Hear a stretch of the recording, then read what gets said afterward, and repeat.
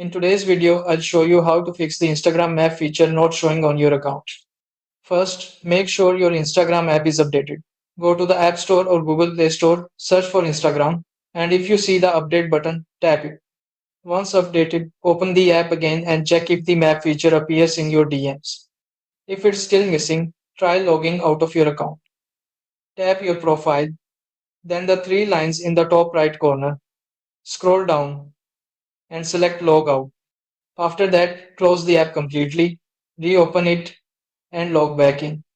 If that doesn't work, delete and reinstall Instagram. This will make sure you're running the latest version without any bugs.